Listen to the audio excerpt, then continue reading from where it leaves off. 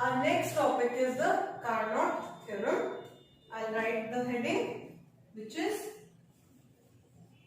Carnot theorem. Now, when we did the Carnot cycle or the Carnot heat engines, we came across the efficiency part, which was given by, this is for the reversible heat engine, so I'll write the eta version, which will be work done divided by the heat energy absorbed.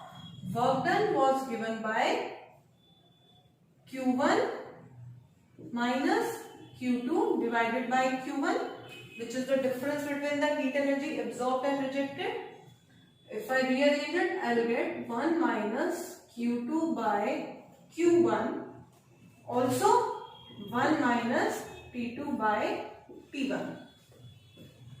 So this was the expression which we came across. We had the efficiency given by the work done over the heat absorbed.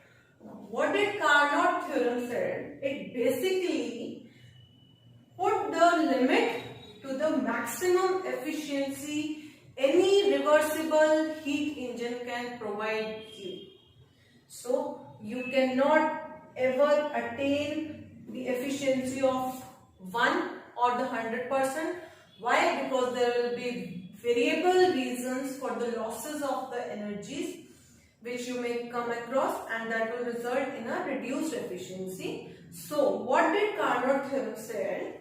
It said that there is a certain maximum limit to the efficiency of the Carnot reversible heat engines working between two specified temperatures T1 and T2, and the exact statements for the Carnot theorem were given by two statements. So the first statement was, I'll write here, the first statement said that the efficiency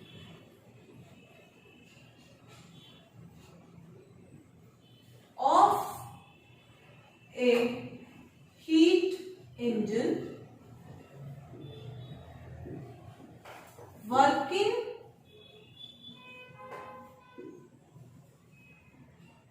between two given temperatures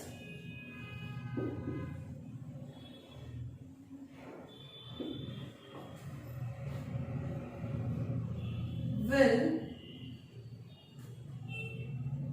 never be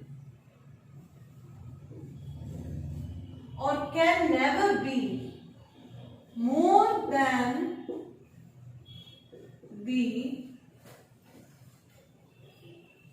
efficiency of Carnot's heat engine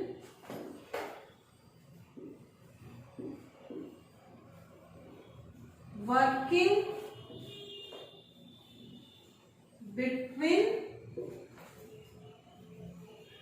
the same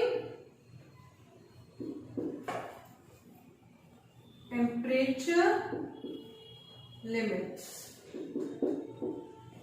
So the first statement was the efficiency of a heat engine. Suppose I have some heat engine and it is working between two specified temperatures, say T1 and T2 only. The efficiency of this heat engine can never be more than the efficiency of the Carnot's heat engine, which is also working between the same temperature limits, that is T1 and T2. So indirectly it says between two given temperatures, Carnot's engine will have the maximum efficiency possible, right? Any temperature limits, you give any two in those temperature limits, the efficiency of Carnot's engine will be the maximum attainable. Any other heat engine can match that efficiency but can never have more than that efficiency. So this was the first statement of the Carnot theorem, while the second statement said all the reversible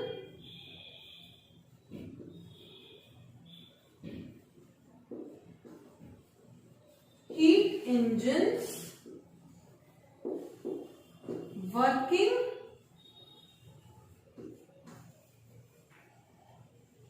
between the same temperature limits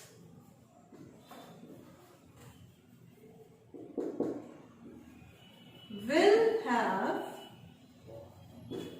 the same efficiency. So what did the second statement say? The second statement said, suppose I have my own heat engine, you have your own heat engine, your friend has his own heat engine, but the limitation of working for all three of us is the same, that the temperature of our source and sink will be same. So wherever we might be working, the efficiency of all three of us will come out to be the same because we are working in the same temperature limits. So the second statement said that all the reversible heat engines working between the same temperature limits will have the same efficiency. So in a way, the only outcome of the Carnot theorem is that कोई भी temperature limits if you are taking in that same temperature limits, Carnot's engine will have the maximum efficiency and rest all the heat engines will have the same efficiency. So this is the basic outcome of our Carnot theorem. Right. So let's move forward. Now what is absolute scale of temperature? Before we move on to the absolute scale of temperature, I will like to add, in the Carnot theorem or in the second law of thermodynamics or in the Carnot heat engine or the reversible heat engines, everywhere we are dealing with the efficiency formula given by this, right? Just now I said I have my own heat engine, you have your own heat engine, or the third person is having his or her own heat engine, and we are working in the same temperature limits, right? So what happens?